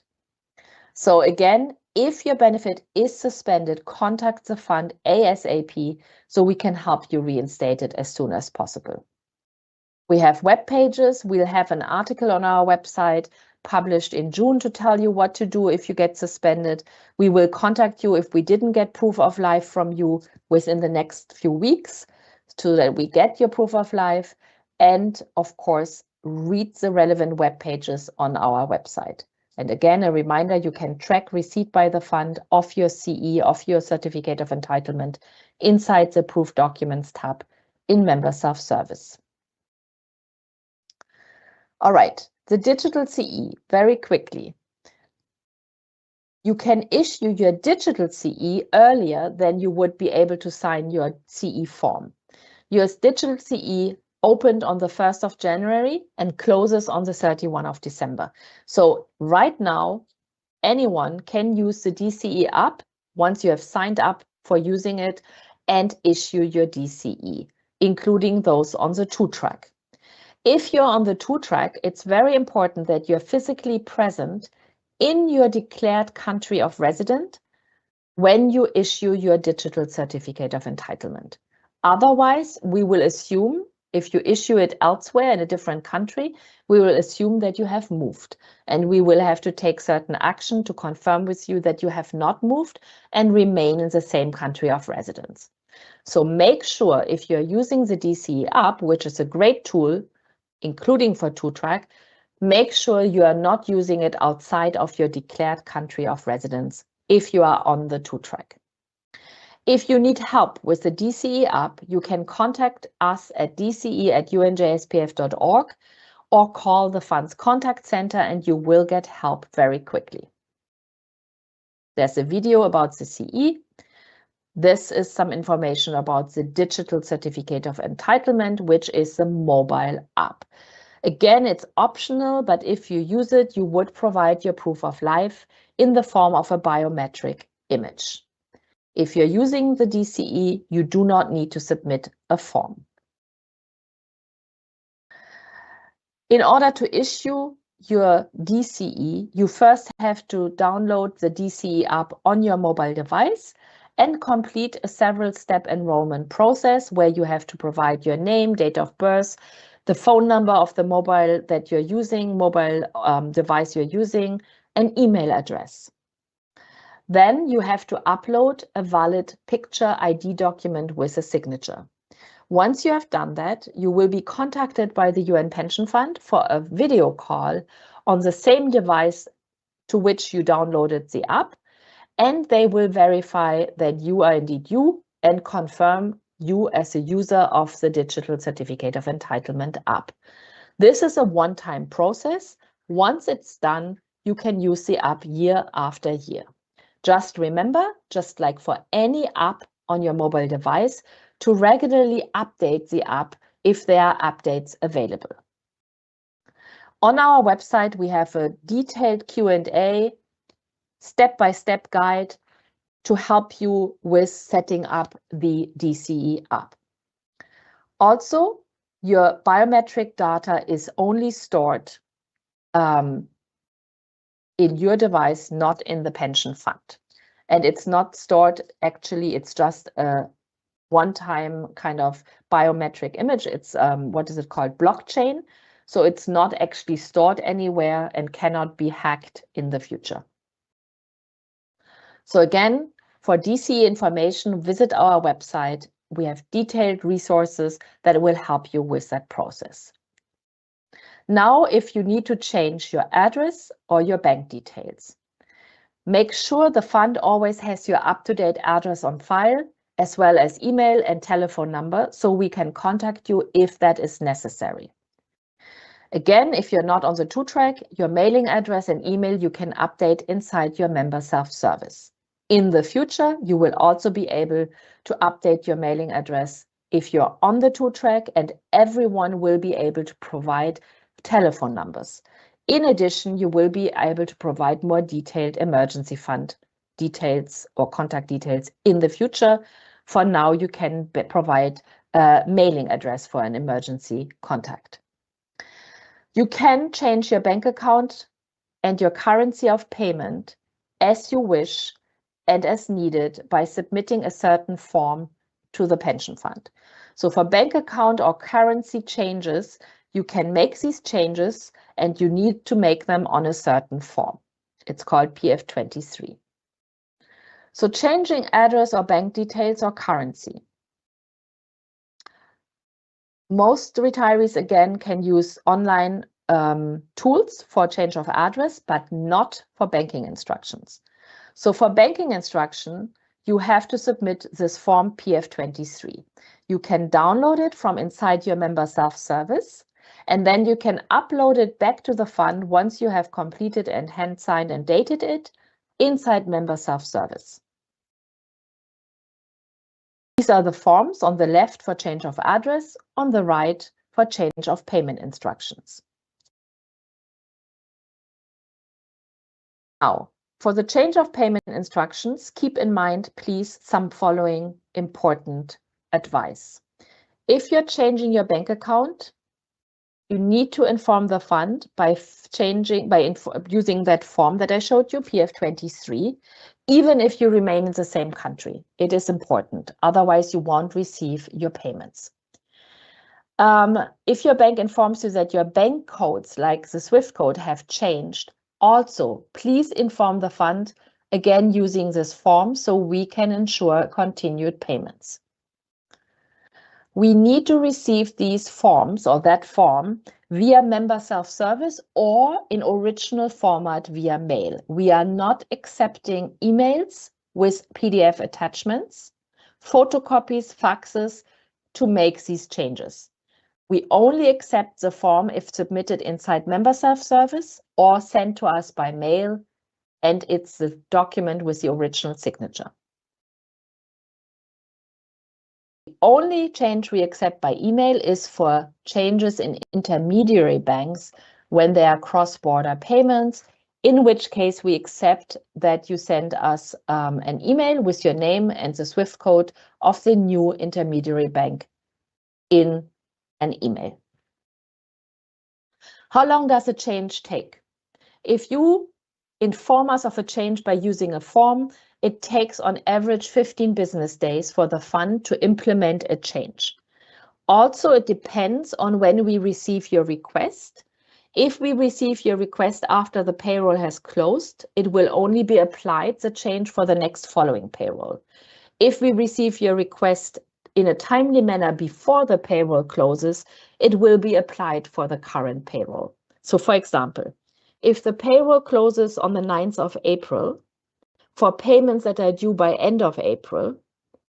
If we receive your instructions well before the 9th of April, then we have a chance or possibility of implementing the change in time for the 30th of April payment. But if we receive your change request too close to the 9 April date or after, then it would only be applied as a change to the next payment for the May 2026 payroll. Do not close your old bank account until you have received your first payment into the new account to be sure to receive it without any problems. Cost of living adjustment. There's more information than I will highlight right now. I just want you to know that all pension benefits are adjusted for cost of living over time. And usually cost of living adjustments are applied effective the 1st of April. So we do possibly have a change again this April. Now, how are cost of living adjustment rates fixed? The initial benefit adjustment is based off the consumer price index movement of the United States, and by default, the US dollar track, as we call it, is applied to everyone, except if someone specifically elected to go on the 2 track and have their benefits adjusted based on the CPI movements of their country of residence. So by default, you would be on the US dollar track, even if you receive your benefit payments in a different currency. Being on the US dollar track means your benefit is adjusted over time for movements of the consumer price index, the CPI of the United States. Then we adjust periodically, normally once a year, provided the CPI has moved by at least 2% since the date of the last adjustment.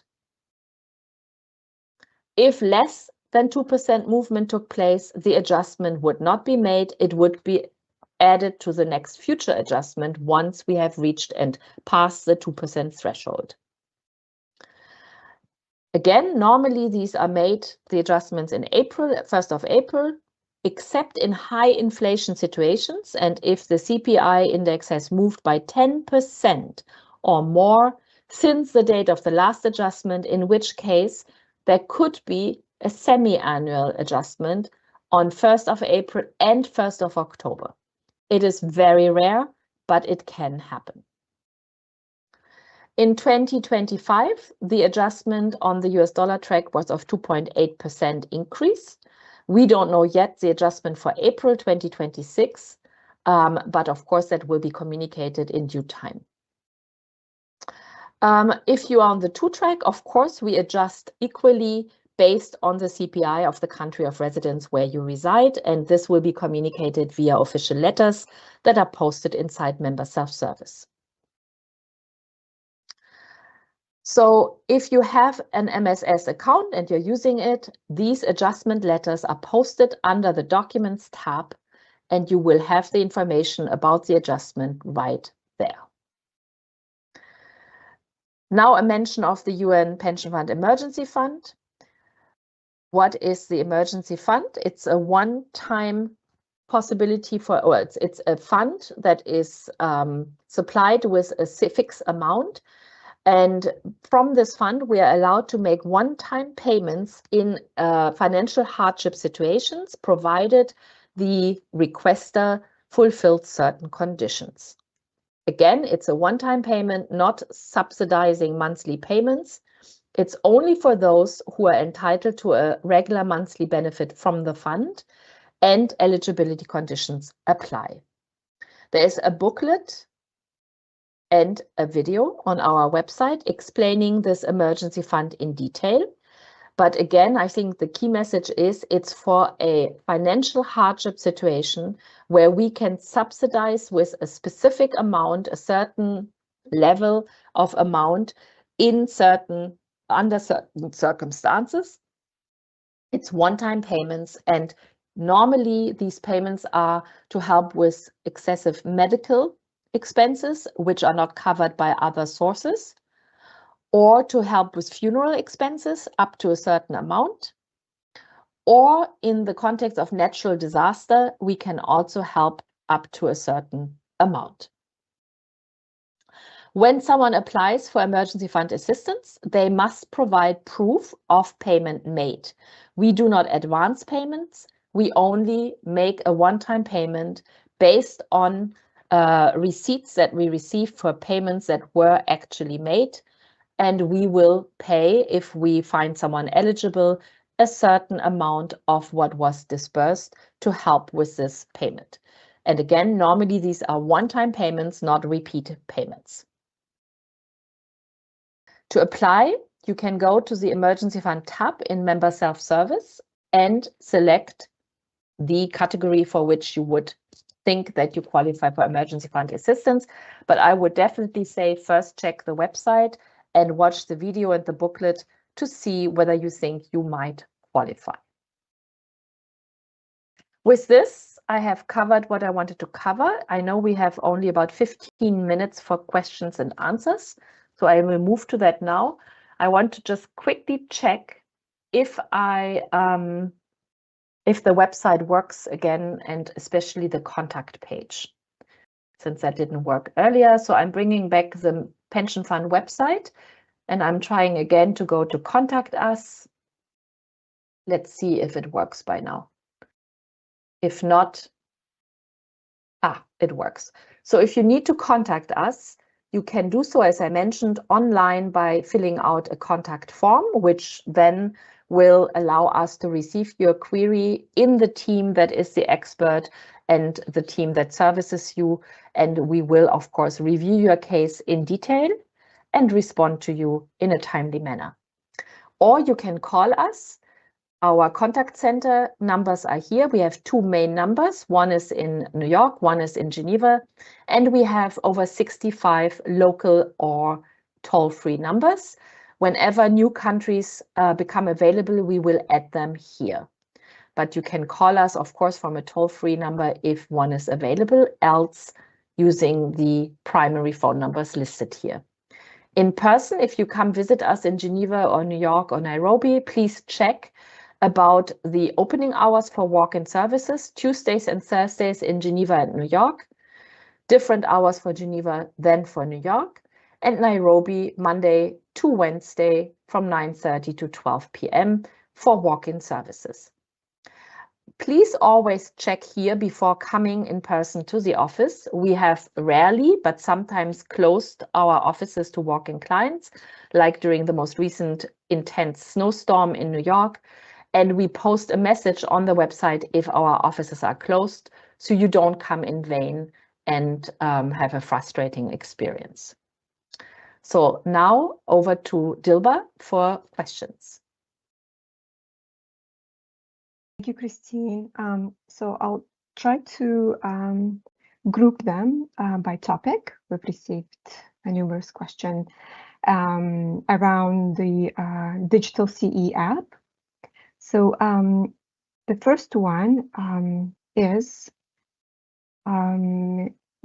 if one retires, let's say mid-2026, when should the first DCE be sent? In 2026 or in 2027? Good question. Thank you for that. So if one retires in in June, let's say 2026, we must receive a DCE, or rather a proof of life, in whichever form you want to submit it, in 2027. You don't have to submit anything in 2026. However, because you have separated, you can actually already download the DCE app. And I would suggest you do that as soon as you have stabilized in a certain country and you know you have the mobile device that you're going to use for a certain period. At that time, I would say it's a good idea to then download the DCE app, set everything up so it's ready to go. You can already provide your first biometric image so that everything is ready to go for when you must submit your proof of life in 2027. But yeah, if you separate mid-2026, you don't have to provide proof of life for 2026. Thank you, Christine. A related question. I'm a participant, not a retiree. How soon can we? How soon can they download the app and start using it? Okay. So if you're a participant and you're not yet separated, if you are within 6 months from your normal retirement age and you are separating on normal retirement under Article 28, then normally you would be able to download the app and set up your profile already at that time. However, if you're separating on another form of retirement benefit, like early retirement or deferred retirement, it wouldn't work yet. You have to wait until you have effectively separated to set up the app. But if you are indeed within, again, I think it's 6 months. I'm just going to verify very quickly to not tell you something wrong. Just see. So if you're within 6 months from normal retirement age and separating on normal retirement, then you can actually set it up before you separate. Thank you, Christine. Another question on the DCE app. Somebody who is in receipt of a pension benefit and as well as a surviving spouse benefit, should they use 2 different DCE app or one would suffice? That's a good question. Okay, let me just think. So if you are receiving 2 benefits, one as the retiree that you are yourself, and one as the surviving spouse. Let me check that. That's actually a good test of our website. Let me see that together with you. So I'm going to the DCE webpage. I went to for retired and retired or receiving benefits. And I'm going to the digital certificate of entitlement webpage. And I wonder whether this is a Q&A we have.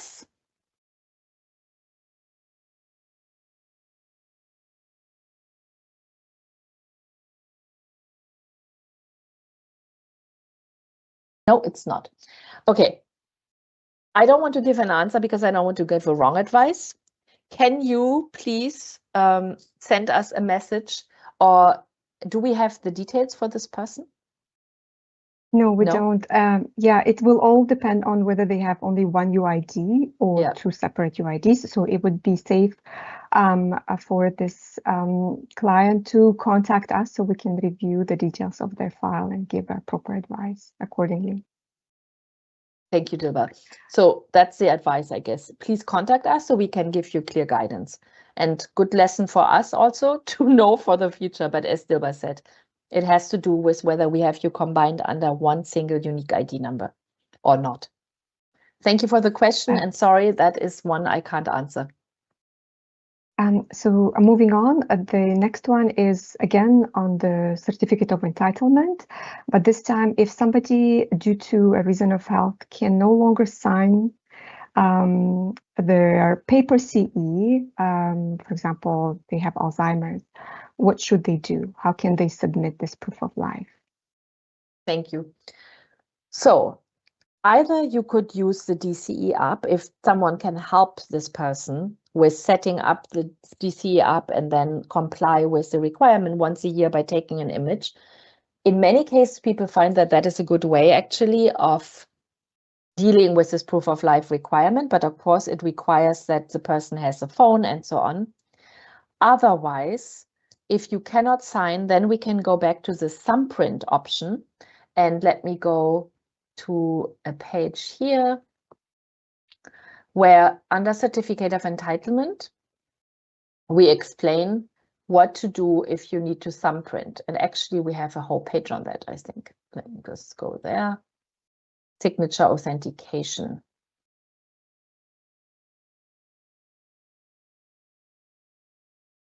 Yeah. Authentication of documents and signature. So what it basically says is, if someone for reasons of health, including something like Alzheimer, cannot sign their CE by hand anymore, they can affix their thumbprint in that area that I showed earlier. And by affixing the thumbprint, they will have to have their signature authenticated on that page. I'm going to show you the page just so you can see that again here. So if you remember, here you have the form. So the person would affix the thumbprint in the box here on the right that is surrounded by a blue box and has to have a witness authenticate their signature. Who is this witness? In this case, it should be the treating physician who would have to provide their name, their title, and their signature handwritten plus seal of office or stamp. And they would have to attach to this form a medical statement from the same doctor, dated the same day as the signature authentication, saying this person, for reasons of health, can no longer sign. Here is the authentication, and I prove that it is this person. If the same doctor authenticates year after year, they only have to provide a medical statement once. If the doctor changes, then we need a new statement with each changing doctor who may be the authenticator. Finally, if someone can actually no longer take care of their personal affairs for reasons of health, and that could, of course, be the case in a situation of Alzheimer's. In that case, then, if the fund realizes or you inform us that someone can no longer take care of their own, including financial affairs, then legal guardianship is an option. So then in that case, a legal guardian could be assigned or should be assigned really. And let me pull up the website. And legal guardianship assignment must be via a court authority.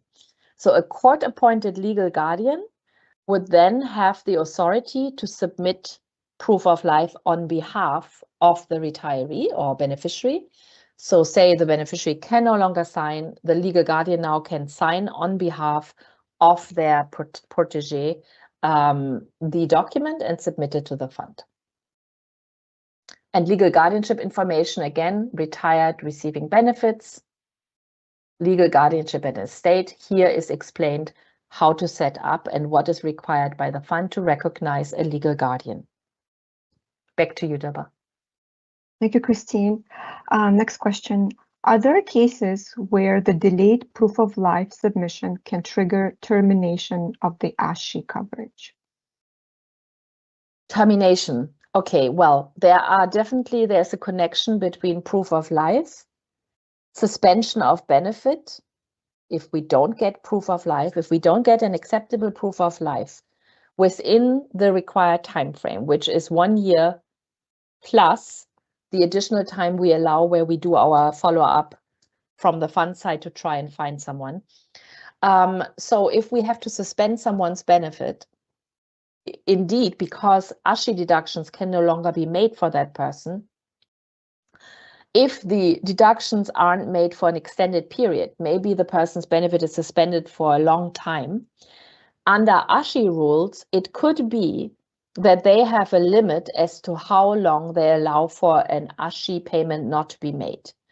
We are not ASHI experts, and I wouldn't advise in that regard, but I can say that it is very important that as soon as someone realizes that their benefit was suspended, also to reach out to ASHI in addition to the pension fund, to let them know that this is the situation and ask them what is required to ensure that benefit coverage or ASHI coverage isn't suspended or isn't terminated. Suspension would happen probably at the same time as suspension of benefit. It is probably as soon as you make payments again, you are covered again. And you can also retroactively pay for a period when it was suspended. But once it's terminated, it's a whole different situation. So termination, I believe, can kick in if your benefit was suspended for too long of a period and you hadn't made arrangements with ASHI to make payments directly to them for that same period. But for details, ASHI is the right entity, not the pension fund. Thank you, Christine. Next question. Does the survivor need to set up their own MSS? Yes, in the future, absolutely. So you cannot just kind of jump into the existing MSS of a deceased. That's not possible. We will terminate the MSS access of someone who passes away also for security purposes. And our entitled survivors have their own unique ID number. And under that unique ID number will set up, or hopefully can set up, their own member self-service with all the functionalities that I showed you, basically, for tracking of payments and so on. Thank you, Christine. Moving on to survivor's benefits. In case if the ex-spouse has passed away and they have children over the age of 21, when would that residual settlement be payable, if ever? Okay, so the situation is our former participant / retiree has passed away. They do not have a spouse or anyone entitled to regular monthly payments from the UN Pension Fund. So in that case, how this works in the fund. When we are informed of the death of one of our members, our former participant / retiree, in that case, we always first check, is anyone entitled to regular monthly payments as a survivor? If that is the case, we make those payments. We don't look at how much have we already paid out to the retiree before they passed and so on. We just pay what is due based on the regulations for as long as it's due. Once there is no more, or there's no survivor's monthly payment to be made, the fund does always a check to see if we have already disbursed to our retiree the equivalent of what that retiree contributed to the fund during their life, during their participation in the fund. So we always check whether we paid out to the retiree and or the survivors that are entitled at least the equivalent of what that former participant contributed as contributions to the fund plus the interest they earned. If we see that we paid out that amount and more, there is no residual settlement. However, if we see, oh, we didn't yet pay the equivalent, at least, of what this former participant paid into the fund while they were participating, and there is no one entitled to regular monthly payments as a survivor, then we have a so-called residual. And the residual is the residual of the person's own contributions and interest in the fund. At that point, we pay that residual to the person or people or entity that you designated on a so-called Form A2. And we have, of course, a web page for the residual settlement, which is here. Residual settlement in A2 form with a good video. I think it's a good video to explain the concept of the residual. And again, we pay, if a residual is payable, we pay that residual to the person, people, or entity that you designated specifically on your most recently dated, with original handwritten signature, form on file with the fund, A2 form. Here, just to highlight, for those of you who are aware and who were in the UN, you know about a P2 form, P like pension. That's not ours. That's not the pension fund form. That is the form of the United Nations to make final payments if needed in a different context. Our A2 is the pension fund form that is about making a residual payment based on your own contributions and interest. I'm seeing this lamp. It's a bit confusing. So yes, so we would pay the residual to the people you designated. Now, if we don't have a valid A2 form on file, which could be the case, we will then pay that amount to the estate, to your estate. But of course, it's better if you can say who should get the money rather than us paying to the estate if you maybe wanted to designate other people than in the estate. And last, if you're not sure whether you submitted an A2 form, you can still do that. You download it from Member Self-Service, A2, you date it, hand sign it, of course you complete the relevant parts, and submit that form via Member Self-Service. Remember though, if you're a retiree and you already received payments for a while, the likelihood that there is a residual settlement is fairly small. But it doesn't hurt to have it on file, of course. Thank you, Christine. How about a case of a survivor who is a minor dependent? How is the guardian establishment handled? Or could a will document be uploaded in the retiree active staff pension account? I mean, we don't go by will. That is not a document that the fund is allowed to use as a legal document basis. What we would establish is whether there is a legal guardian who was assigned to this minor, and then pay in line with the instructions. So let's say, I'm presuming this is still in the context of the residual settlement. Okay. Or child benefit. Oh, a child. Okay, sorry. That's a bit different. Okay, so if let's say it's a child's benefit, so a surviving child's benefit, right? So again, if there is a parent surviving of that child, and then by default, usually we consider the surviving parent the kind of guardian of this child, unless there is a specifically designated other legal guardian. But the fund would only accept to pay either to the other parent or to a legal guardian. And in order for us to recognize a legal guardian, it has to be a court-appointed legal guardian. So it has to go through a court appointment. We wouldn't accept someone designated in the will as the guardian for the child, but not by a court. I hope that addresses the question. I'm not sure. Thank you, Christine. Moving on to other topics. There was a question from Thomas. Hello, I uploaded an updated A2 form using the upload function inside the MSS account, but it does not appear in my existing documents. Is this normal? Okay, so to Thomas, I'm just checking. Did you check under the upload function, under the outbox, whether the document is there? It wouldn't show under documents, existing documents, because that only shows documents generated by the fund, not submitted to the fund. So you'd have to go into your document upload function and there to Outbox and click on Outbox, and then there click on the date when you did the submission, and you should be able to open the A2 form or whatever you uploaded, or any document you uploaded. It would open as probably a little PDF in the top right side of your screen, and you can then look at it. But it's not under documents. So it's good, this question, to highlight that the document tab, existing documents, it's only for documents generated by the fund, not documents you submitted to the fund. Thank you, Christine. Do you have any advice for retiree associations if there are none in my country and they're referring to Germany? You can start one.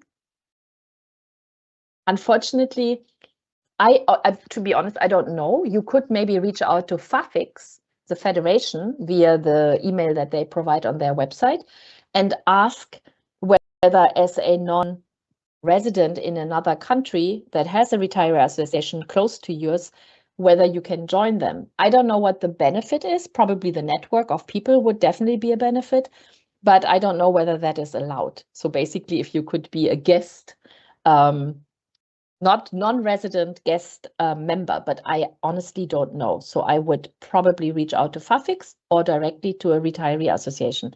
But yes, Germany used to have one, and I think then there was no one running it, basically.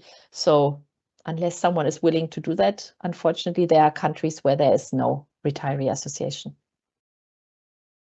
Thank you.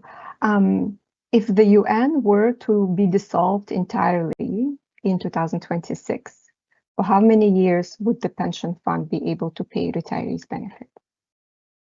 I wish I had a very concrete answer as how many years. I don't, but I know that we have, as part of the funds, liability assessment and actuarial assessments. They do what they call closed studies, closed group studies, I think. Let me actually show you where this information is here. If I go to resources and I go to, no, about the fund, sorry, about us, actuarial matters. Here on this page, they talk about closed group termination basis valuation that assumes that all participants separate immediately. And I think that's the scenario you're talking about. So it closes, the UN closes, yet the pension fund hopefully hasn't closed. And of course, this is a valuation that is required to fulfill the conditions of our regulations. And based on that valuation, the fund would be able to pay benefits long term. I don't know the exact number of years represented under long term, but I think it's probably 40. Oh yeah, here, with liabilities extending over an average of 40 years into the future. So I think that is the answer, because as you could see, when we still had the income from contributions, we basically hardly touch our assets, as you saw. However, so the assets can build and increase. Even if we have to start pulling much more from the assets, like 3.5 billion or possibly more, there's still a large part of the assets untouched, which can continue to yield new increases to the assets. So that's the concept. I'm not an actuary, but I know that this is part, of course, of the studies that the fund runs. And it's, I think, reassuring to know that even if this were the drastic situation, the fund would still be able to pay benefits long term. Thank you, Christine. Now on currency of payments. What is the exchange rate used for conversion into euro? Are fees and commissions applied for payment in a currency other than US dollar? Okay, I'll answer this the best I can. And if you want to answer, Dilba, please go ahead. I'm going to also pull up the page. Payments.